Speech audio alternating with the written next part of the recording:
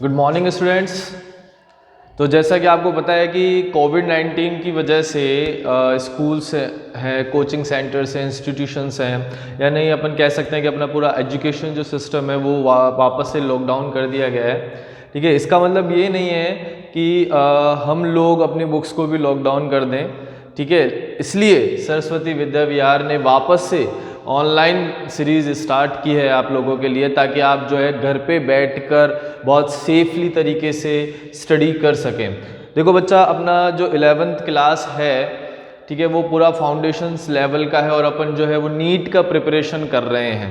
तो इसके लिए अपन को खाली नहीं बैठना है। अपन अगर घर पे भी हैं तो हमें घर पे भी पढ़ते रहना है। ठीक है, तो जैसा हमने क्लासेस के अंदर पढ़ा हुआ है कि अपना ऑलमोस्ट सिलेबस कंप्लीट हो चुका है। कुछ टॉपिक्स जो हैं वो अपने रह रहे हैं। तो उसमें एक टॉपिक है आपका एनिमल टिश्यू एंड कुछ लोअर एनिमल्स उसके अंदर दे रखे हैं। ठीक है, एनिमल टिश्यू अपन ने क्लास में पढ़ लिया था, इसलिए अपन जो अपने लोअर एनिमल्स हैं जैसे कि अर्थवॉर्म है, केचुआ, ठीक है, कॉकरोच है, और एक और एनिमल उसके अंदर दे रखा है फ्रॉग, उसके बारे में अपन यहाँ पर पढ़ेंगे। तो अपना जो आज का टॉपिक है वो अपन स्टार्ट करने वाले हैं अर्थवॉर्म, केचुआ।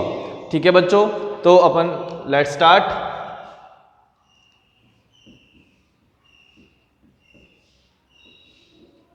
अर्थवर्म, जिसको अपन बोलते हैं बच्चों केंचुआ।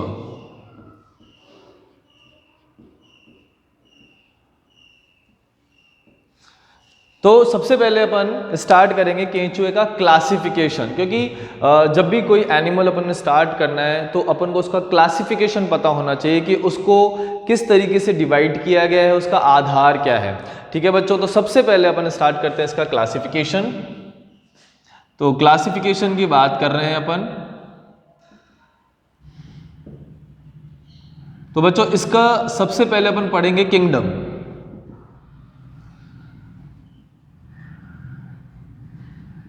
जगत,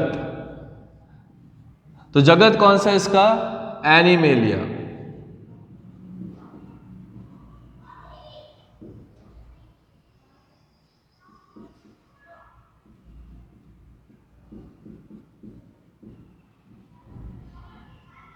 फिर अपन बात करते हैं इसके फाइलम की। फाइलम को अपन बोलते हैं संघ, और संघ है इसका एनेलिडा।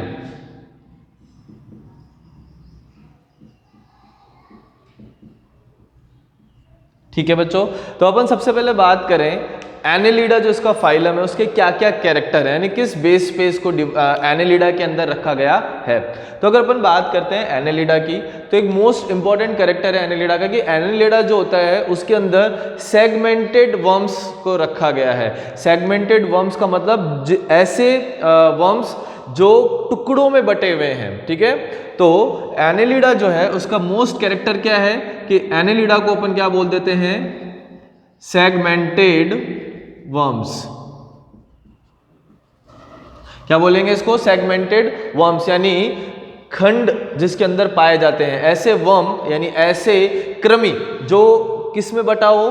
खंडों के अंदर बटा हुआ हो। ठीक है, उनको अपन क्या बोलेंगे? सेगमेंटेड वर्म्स बोलते हैं। तो अपन पहले भी पढ़ चुके हैं कि जो प्लेटी हेलमिंथीज के मेंबर्स हैं, ठीक है, जैसे कि टैपवर्म अपन बात करते हैं, फीताकृमि, ठीक है, वो भी कैसे है? सेगमेंटेड बॉडी है उनकी भी, वो उनका जो बॉडी है वो भी किस में बटा हुआ है? खंडों के अंदर बटा हुआ है। लेकिन उनके अंदर और इसके अंदर क्या डिफरेंस है कि इन एनेलिडा के जो कृमि हैं, ठीक है, वो ट्रू सेगमेंटेड है। कैसे हैं वो?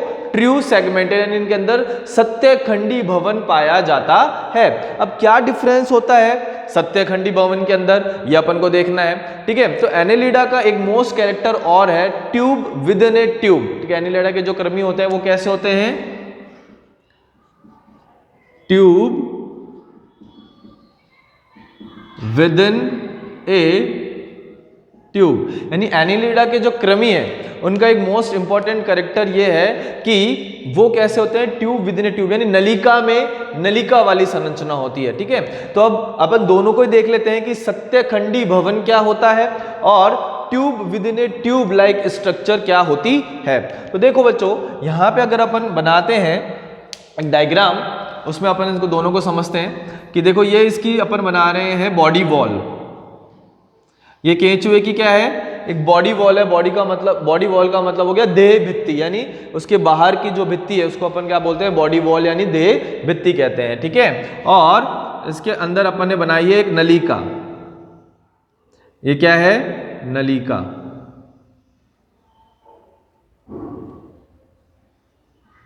ओके, तो ये वाली जो भित्ति है बाहर वाली, इसको तो अपन ने क्या बोला है, देह भित्ति। ओके, और ये अपने आहार नाल है, तो इसका जो स्टार्टिंग वाला भाग है इसको तो अपन ने बोल दिया है माउथ यानी मुख, और ये जो अंतिम भाग है इसको अपन ने बोला है गुदा, एनस, ठीक है।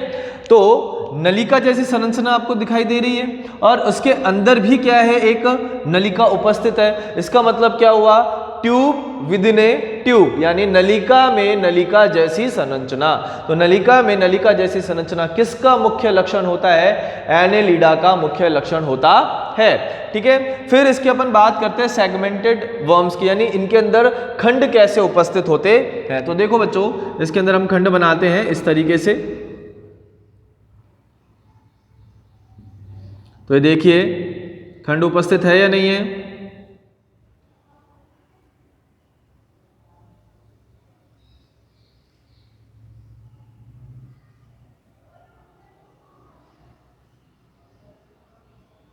इस तरीके से, ठीक है। तो इसके अंदर देखो बच्चों कि ये जो पूरा का पूरा क्रमी है, यानी पूरा का पूरा जो केंचो है वो किस में डिवाइड हो रखा है, खंडों के अंदर डिवाइड हो रखा है। और इस खंडों को डिवाइड करने वाली जो संरचना है ये वाली, ये संरचना कहलाती है सेप्टा। क्या बोलेंगे संरचना को, सेप्टा। तो खंड किस में डिवाइड होते हैं, सेप्टा के अंदर, ठीक है, सेप्टा से डिवाइड होते हैं। तो अब यहाँ पर देखिए कि इसको अपन सेगमेंटेड वर्म्स, यानी इनके अंदर ट्रू सेगमेंट कैसे पाया जाता है कि इनके जो देह भित्ति है उनके अंदर तो खंड है ही, तो उसके साथ साथ इनके जो बॉडी कैविटी है, ठीक है, यानी देह गुहा, वो भी किस में डिवाइडेड है, खंडों में डिवाइडेड है। इसका मतलब क्या हुआ कि बाहर से भी वो खंडों में डिवाइडेड है और अंदर से भी वो खंडों में डिवाइडेड है। तो बाहर भी आपको क्या दिखाई दे रहे हैं, खंड दिखाई दे रहे हैं, और अंदर भी देखो क्या दिखाई दे रहे हैं, खंड दिखाई दे रहे हैं, ठीक है। इसलिए इनको बोला जाता है ट्रू सेगमेंटेड बॉडी, ठीक है, यानी सत्य खंडी भवन। और इसका जो प्रत्येक खंड है, इसका जो प्रत्येक खंड है वो कहलाता है मेटामियर। इसका प्रत्येक खंड क्या कहलाएगा, मेटामियर। और मेटामियर के बनने की जो क्रिया है वो कहलाती है मेटामेरिज्म। क्या कहलाएगी, मेटामेरिज्म।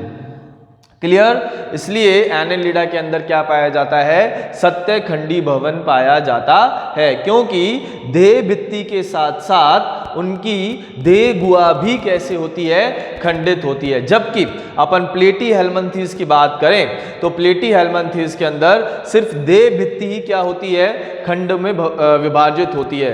देह गुहा उनकी खंडों में विभाजित नहीं होती है, उनको प्रोग्लोटिड्स बोलते हैं, और इनके खंडों को अपन क्या बोलते हैं, मेटामियर कहते हैं। ठीक है बच्चों, इसका मतलब एनेलिडा के दो कैरेक्टर्स अपन ने पढ़ लिए हैं कि एनेलिडा जो होते हैं वो कैसे होते हैं, सेगमेंटेड होते हैं, यानी खंडों में विभाजित होते हैं। और दूसरा अपन ने क्या पढ़ा है कि इनके अंदर जो इनका बॉडी होता है वो कैसा होता है, tube with in A tube, यानी नलिका में नलिका जैसी संरचना होती है। तो इसका जो प्रथम भाग होता है वो क्या कहलाएगा, मुख, और इसका जो अंतिम भाग है वो क्या कहलाएगा, गुदा कहलाता है। ठीक है। और इनके जो खंड हैं वो किस में डिवाइड होते हैं, सेप्टा के अंदर डिवाइड होते हैं, और प्रत्येक खंड कहलाता है मेटामियर, और खंडों के जो बनने की क्रिया है वो क्या कहलाएगी, मेटामेरिज्म। क्लियर बच्चों। फिर अपन एनेलिडा के अगले कैरेक्टर की बात करते हैं कि एनेलिडा जो होता है उसका सिमिट्री कैसी होती है, यानी उसकी सम्मिति कैसी होती है। तो अपन एनेलिडा के सम्मिति की बात करें, सिमेट्री की बात करें तो एनेलिडा जो होते हैं वो कैसे होते हैं, द्विपार्श्व सम्मित। क्या कहलाते हैं वो, द्विपार्श्व सम्मित। यानी उनके अंदर जो समिति होती है वो किस तरीके से होती है, द्विपार्श्व समिति होती है। ठीक है, तो समिति का निर्धारण कहाँ होता है बच्चों?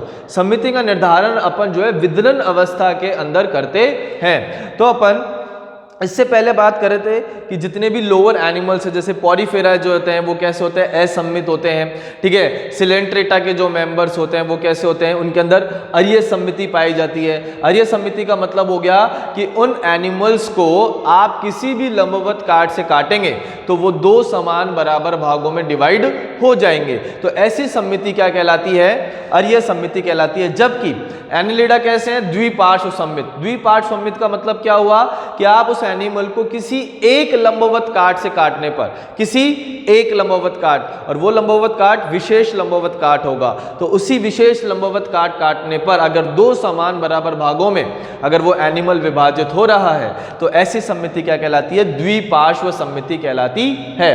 ठीक है, तो एनिलिडा से आगे जितने भी मेंबर्स अपन पढ़ रहे हैं, यहां तक कि अपन प्लेटी हेलमिंथिस से स्टार्ट करते हैं, प्लेटी हेलमिंथिस, एस्के हेलमिंथिस, उसके बाद में एनेलिडा, मोलस्का, आर्थ्रोपोडा, ठीक है, हेमिकॉर्डेटा, इकाइनोडर्मेटा, कॉर्डेटा, इन सबके अंदर कौन सी समिति आपको देखने को मिलेगी, द्विपार्श्व समिति। यहां तक कि अपन के अंदर भी कौन सी समिति है, द्विपार्श्व समिति। यानी अपन को एक वर्टिकल सेक्शन सेंटर से काटने पर ही अपन दो समान बराबर भागों में विभाजित हो जाएंगे। ठीक है, ऐसी समिति कहलाती है द्विपार्श्व समिति। हाँ, इसका एक एक्सेप्शन अपन पढ़ेंगे इकाइनोडर्मेटा के अंदर। इकाइनोडर्मेटा का जो लार्वा है वो तो कैसा होता है, द्विपार्श्व सम्मित होता है, और उसका जो वयस्क होता है वो कैसा होता है, रेडियल सिमेट्री का होता है, यानी अरीय समिति का होता है।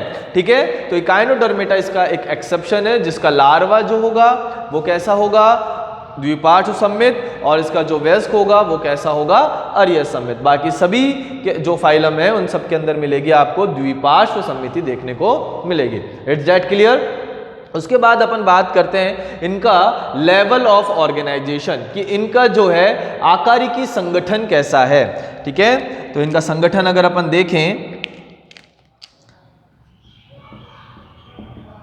कि एनिलिडा का जो है वो संगठन कैसा होता है, यानी लेवल ऑफ ऑर्गेनाइजेशन कैसा होता है, तो एनिलिडा कैसा होता है, अंग तंत्रीय संगठन इनमें पाया जाएगा। अंग तंत्रीय संगठन। ठीक है, कि इनके अंदर ऑर्गन और ऑर्गन सिस्टम आपको दोनों देखने को मिलेंगे, इसलिए इनका जो संगठन होगा वो कैसा होगा, अंग तंत्रीय संगठन होगा। ठीक है, एनिलिडा जो होते हैं वो कैसे होते हैं, ट्रिप्लोब्लास्टिक। ट्रिप्लोब्लास्टिक का मतलब हो गया कि एनिलिडा कैसे होंगे, त्रिस्तरीय। अब त्रिस्तरीय क्या होते हैं कि ग्रेस्टुलेशन के टाइम पर, कि जब फर्टिलाइजेशन होता है, फर्टिलाइजेशन के बाद जाइगोट बनता है, जाइगोट के बाद क्लीवेज अवस्था स्टार्ट होती है जिसमें मोरुला बनता है, ब्लास्टुला बनता है, ग्रेस्टुला बनता है। तो ग्रेस्टुला अवस्था के समय जो एनिलिडा होते हैं उनमें 3 जनन स्तरों का निर्माण होता है। 3 जनन स्तर कौन कौन सी है, जो पहली जनन स्तर है वो तो कहलाती है एक्टोडर्म। कौन सी जनन स्तर है, एक्टोडर्म। दूसरी जो जनन स्तर है वो कहलाएगी एंडोडर्म, और जो तीसरा जनन स्तर है वो होता है मीजोडर्म। यानी इनके अंदर बाह्य स्तर, अंतः स्तर और मध्य स्तर, तीनों जनन स्तर पाए जाते हैं, इसलिए एनिलिडा कैसे होते हैं, त्रिस्तरीय होते हैं। ठीक है, तो इनके अंदर समिति होगी कैसी, द्विपार्श्व समिति। इनका संगठन कैसा हो गया, अंग तंत्रीय संगठन, और संरचना की दृष्टि से ये कैसे होते हैं, त्रिस्तरीय, क्योंकि इनके अंदर तीनों जनन स्तर पाए जाते हैं, एक्टोडर्म, एंडोडर्म और मीजोडर्म। ठीक है बच्चों, फिर अपन बात करते हैं इनके अंदर बॉडी कैविटी यानी देह गुहा की। तो देह गुहा, तो इनके अंदर कौन सी देह गुहा पाई जाती है, ये होते हैं ट्रियूसिलोमेट। कैसे होते हैं ये, ट्रियूसिलोमेट होते हैं। तो नीट के अंदर भी ये क्वेश्चन पूछा जाता है कि ट्रियूसिलोमेट जो है किन एनिमल्स में सबसे पहले देखा गया था? तो आप बता दीजिएगा कि वो एनेलिडा के अंदर सबसे पहले देखा जाता है। तो एनेलिडा के जो मेंबर्स होते हैं वो कैसे होते हैं? ट्रूसिलोमेट होते हैं, यानी इनके अंदर दीन गुहा पाई जाती है। कौन सी गुहा पाई जाएगी इनके अंदर? दीन गुहा, जिसको अपन बोलते हैं साइजोसिलोमेट।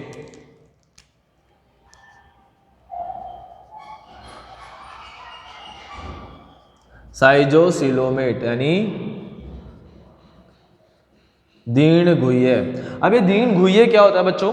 कि इनके अंदर जो देह गुहा बनती है वो मीजोडर्म के फटने से बनती है। ठीक है, एनेलिडा से पहले अपन पढ़ते हैं क्या? एस्के हेलमिंथेस। एस्के हेलमिंथेस जो होते हैं वो स्यूडोसिलोमेट होते हैं, यानी उनके अंदर आभासी देह गुहा पाई जाती है, क्योंकि उनके अंदर एक्टोडर्म और एंडोडर्म और एक्टोडर्म के बीच में मीजोडर्म क्या होती है? एब्सेंट होती है, इसलिए वो कैसे होते हैं? आभासी होते हैं। ठीक है, यानी उनके अंदर स्यूडोसिलोमेट पाई जाती है। जबकि एनेलिडा ऐसे मेंबर है जिनके अंदर ट्रूसिलोम देखने को मिलेगी, यानी ट्रूसिलोम का मतलब क्या हो गया? कि इनके अंदर जो देह गुहा होगी वो मीजोडर्म के फटने से बनती है। तो ऐसी गुहा कहलाती है दीन गुहा। ठीक है, इसको अपन डायग्राम से समझ लेते हैं कि ये है आपका, ये कौन से जनन स्तर है? एक्टोडर्म। और ये वाला जो कौन सा जनन स्तर है? एंडोडर्म। ठीक है, और बीच के अंदर क्या पाया जाएगा? मीजोडर्म। ठीक है, तो 3 जनन स्तर हो गए। सबसे पहला जनन स्तर कौन सा हो गया? एक्टोडर्म। फिर कौन सा हो गया? मीजोडर्म। और फिर एंडोडर्म, यानी एक्टोडर्म और एंडोडर्म के बीच में कौन सी लेयर प्रेजेंट है? मीजोडर्म। अब इसके फटने से गुहा का निर्माण होगा। तो ये किस तरीके से फटती है? इस तरीके से।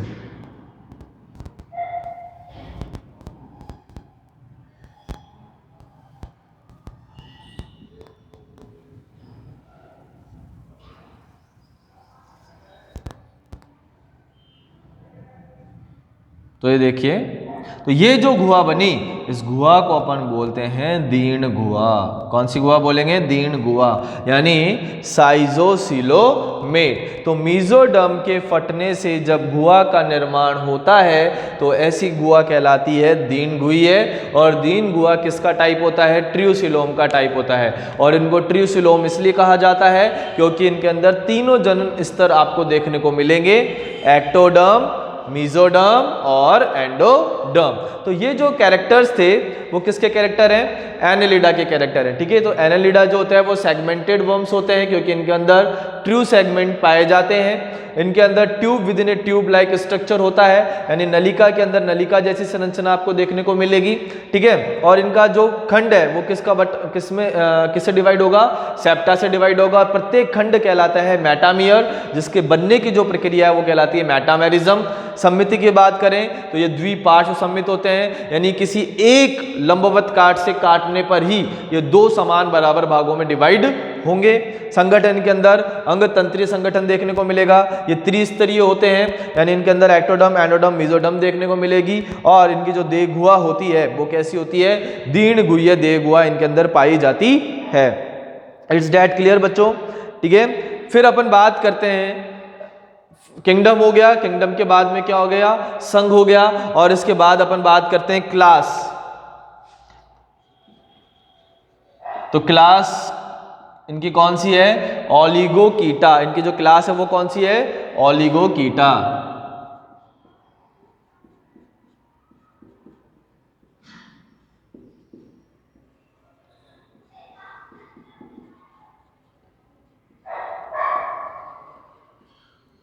इनकी क्लास है बच्चों ओलिगोकीटा। और अगर अपन ओलिगोकीटा के कैरेक्टर देखें तो ओलिगोकीटा के अंदर क्या होता है? क्लाइटेलम पाया जाएगा। क्या पाया जाएगा? सबसे पहला क्लाइटेलम पाया जाएगा।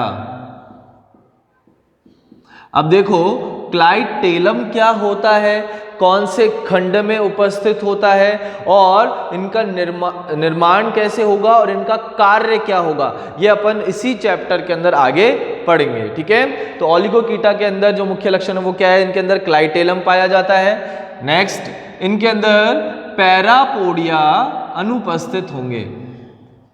क्या होते हैं इनके अंदर? पैरापोडिया अनुपस्थित।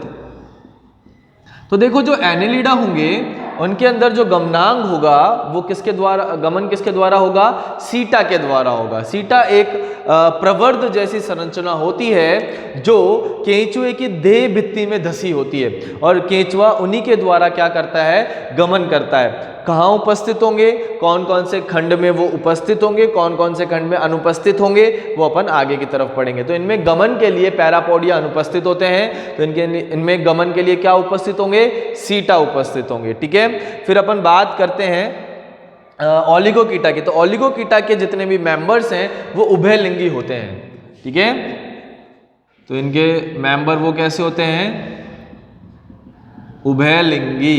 उभयलिंगी का मतलब हो गया कि एक ही एनिमल में मेल सेक्स ऑर्गन भी उपस्थित हो और फीमेल सेक्स ऑर्गन भी उपस्थित हो। तो ऐसे एनिमल्स क्या कहलाते हैं? उभयलिंगी कहलाते हैं। इसको इंग्लिश में अपन हर्माफ्रोडाइट भी कहते हैं, यानी एक ही एनिमल में मेल और female both sex organs present होंगे, तो ऐसे एनिमल्स कहलाएंगे उभयलिंगी। तो ये ओलिगोकीटा के कुछ कैरेक्टर्स हैं। उसके बाद अपन इसके बात करते हैं ऑर्डर की।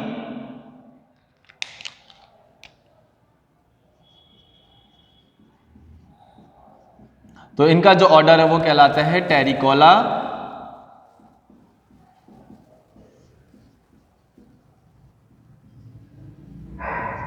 ठीक है, उसके बाद अपन बात करते हैं इसके जीनस की।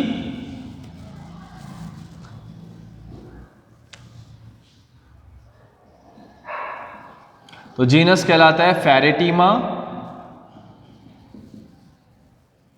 और फिर स्पीसीज की। तो स्पीसीज कहलाती है इसका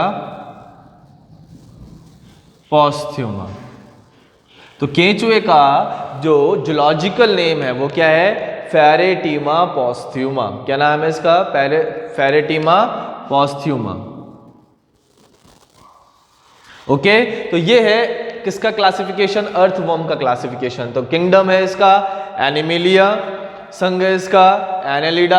एनेलिडा के सारे कैरेक्टर्स अपन यहाँ पे देख लिए हैं। सेगमेंटेड वर्म्स है, tube with in A tube like structure है। इनके अंदर सिमेट्री कैसी होगी? बायलेटरल सिमेट्री होगी, यानी द्विपार्श्वमित। इनके अंदर बॉडी लेवल ऑफ ऑर्गेनाइजेशन कैसा होगा? Organ system level of organisation, यानी अंगतंत्रीय संगठन होगा। ये कैसे होंगे? ट्रिप्लोब्लास्टिक, यानी एक्टोडर्म, एंडोडर्म, मेसोडर्म तीनों जर्म लेयर्स इनमें प्रेजेंट होगी। दीन गुइये हैं। फिर अपन इसके वर्ग की बात करें तो इनका वर्ग होगा ओलिगोकीटा, ऑर्डर होगा इनका टेरिकोला, फिर होगा इसका जीनस फेरेटीमा, और फिर होती है इसकी स्पीसीज पोस्थ्यूमा। तो इसका जो जूलॉजिकल नेम होगा वो क्या हो गया? केंचुए का फेरेटीमा पोस्थ्यूमा। यहाँ तक बच्चों समझ में आया? ठीक है, अब इसके अपन आगे की बात करते हैं, यानी अपन केंचुए की अपन मॉर्फोलॉजी और एनाटॉमी दोनों पढ़ेंगे। मॉर्फोलॉजी का मतलब हो गया कि इनका बाह्य आकारिकी अध्ययन क्या कहलाएगा? मॉर्फोलॉजी। और एनाटॉमी का मतलब हो गया इनका आंतरिक आकारिकी अध्ययन। ठीक है, तो सबसे पहले अपन स्टार्ट करने वाले हैं क्या? मॉर्फोलॉजी ऑफ अर्थवर्म, यानी केंचुए का बाह्य आकारिकी लक्षण। ठीक है,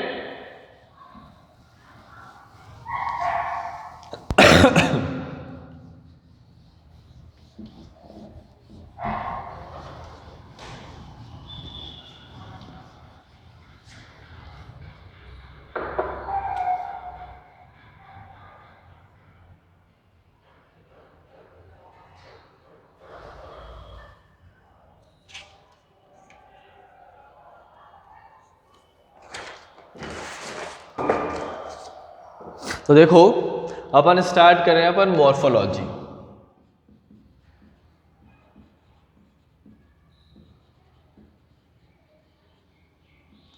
मॉर्फोलॉजी यानी बाह्य आकारिकी।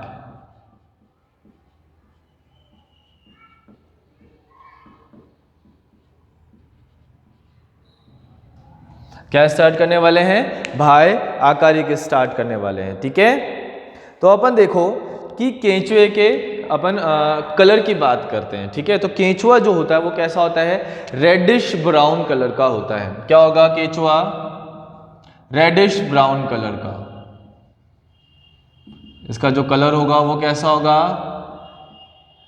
रेडिश ब्राउन, यानी ये जो होगा वो लाल भूरे रंग के होते हैं। कैसे होते हैं ये? लाल भूरे रंग के होते हैं, ठीक है। और इनका जो लाल भूरा रंग है वो किसकी वजह से होगा? तो इनके अंदर एक पिगमेंट पाया जाता है, एक वर्णक पाया जाता है जिसको अपन बोलते हैं पोरफायरिन। क्या पाया जाता है? पोरफायरिन नामक वर्णक पाया जाता है, जिसकी वजह से ये कौन से रंग के होते हैं? रेडिश ब्राउन कलर के होते हैं। कौन से रंग के होंगे? रेडिश ब्राउन कलर के। फिर अपन बात करें इसके आगे कैरेक्टर्स की, तो ये होते हैं अकशेरुकी। कैसे होते हैं ये? अकशेरुकी प्राणी होते हैं, यानी इनके अंदर नोटोकॉर्ड जो होगी वो क्या होगी? एब्सेंट होगी, यानी ये इनवर्टिब्रेट है। इनवर्टिब्रेट का मतलब हो गया कि ये लोअर एनिमल्स है, इनके अंदर नोटोकॉर्ड क्या होती है? एब्सेंट होती है, इसलिए इनको किस में रखा गया है? अकशेरुकी प्राणियों के अंदर रखा गया है, ठीक है। फिर अपन बात करें केंचुए के आगे और कैरेक्टर्स की, तो केंचुए जो होते हैं वो नम मिट्टी में निवास करने वाले होते हैं और बिलकारी प्राणी हैं। तो केंचुए कैसे होते हैं? बिलकारी हैं, यानी बिल बनाकर रहते हैं। और कहाँ उपस्थित होंगे?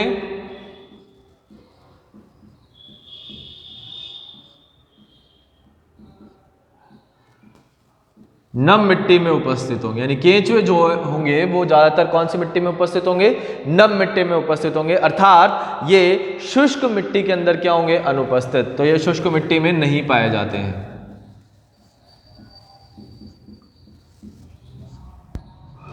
शुष्क मिट्टी में अनुपस्थित,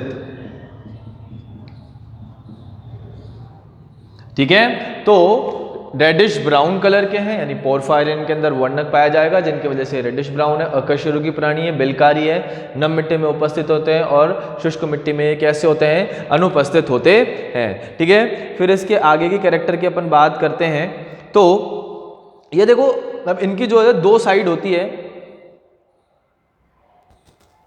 ठीक है। अब केंचुए जो होते हैं उनके दो साइड होती है। सबसे पहले जो साइड होती है वो होती है डॉर्सल साइड। अपन कैसे पता लगाएंगे कि डॉर्सल साइड कौन सी है और पृष्ठीय साइड कौन सी है? तो दो साइड होती है, एक होती है डॉर्सल और एक होती है आपके वेंट्रल, ठीक है। डॉर्सल को अपन क्या बोलेंगे? पृष्ठीय, ओके। और वेंट्रल को बोलते हैं अपन अधरीय। क्या बोलेंगे? अधरीय, ठीक है। तो डॉर्सल साइड की बात करें और वेंट्रल साइड की बात करें तो देखो ये केंचुआ है,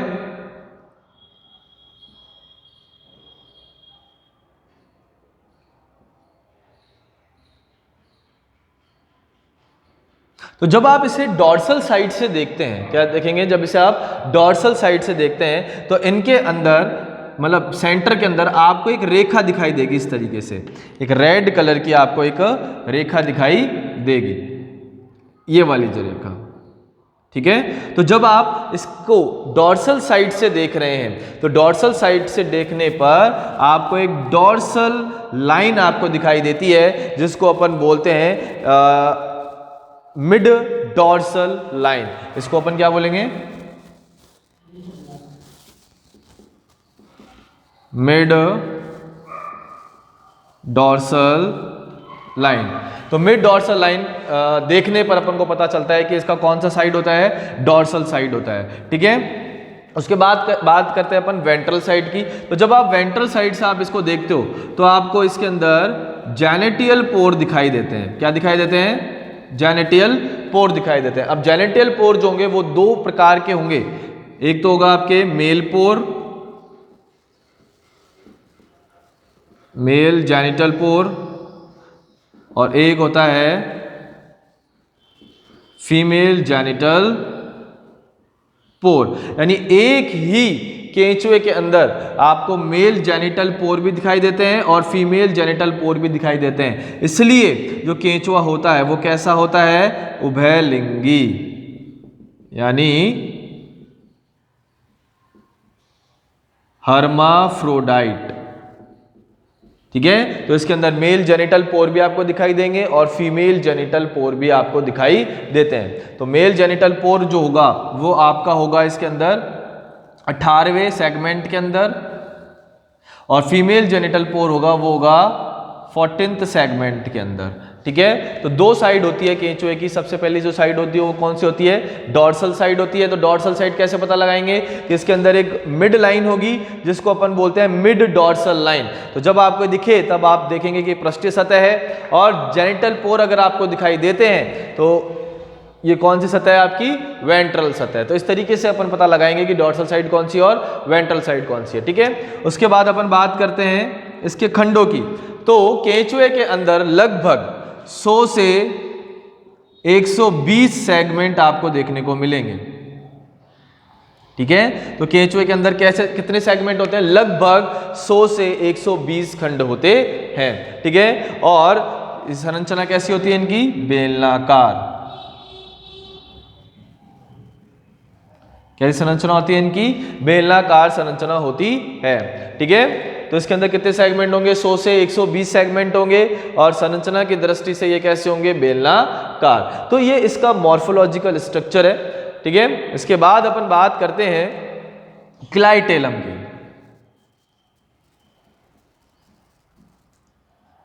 किसकी बात करें?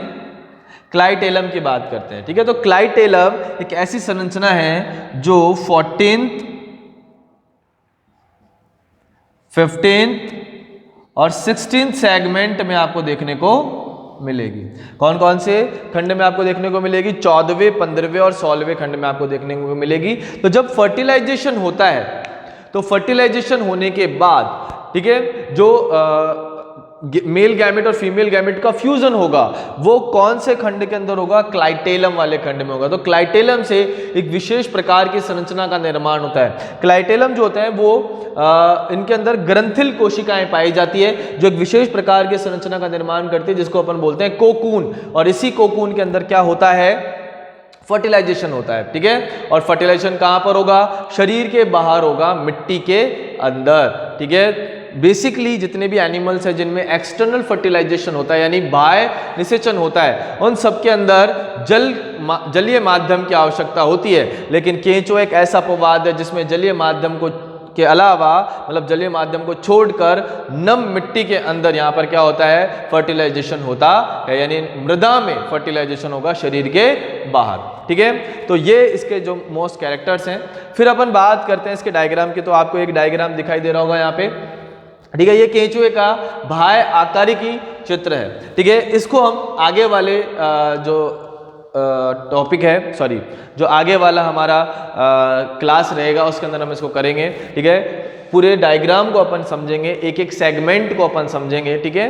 तो यहाँ तक हमने आपको समझा दिया है जिसमें अपन ने मॉर्फोलॉजी पढ़ा है। रेडिश ब्राउन कलर का होता है। ठीक है। जो किसकी वजह से होता है? एक वर्णक की वजह से होता है जिसको बोलते हैं पोरफायरिन। अकशेरुकी प्राणी होते हैं, बिलकारी होते हैं, नम मिट्टी में उपस्थित होते हैं, शुष्क मिट्टी में अनुपस्थित होंगे। डॉर्सल साइड और वेंट्रल साइड दो साइड होती है इनकी। अगर आपके मिड लाइन प्रेजेंट है तो इसका डॉर्सल साइड है, और अगर इनका जेनिटल पोर प्रेजेंट है तो ये कौन सा साइड है? इसका वेंट्रल साइड है। इनके अंदर 100 से 120 सेगमेंट आपको देखने को मिलेंगे, बेलनाकार होते हैं, और इनके अंदर क्लाइटेलम उपस्थित होता है जो 14वें 15वें और 16वें सेगमेंट के अंदर उपस्थित होगा। ठीक है। इसके बाद हम नेक्स्ट क्लास के अंदर ये टॉपिक कंटिन्यूस करते हैं। ठीक है। थैंक यू बच्चों।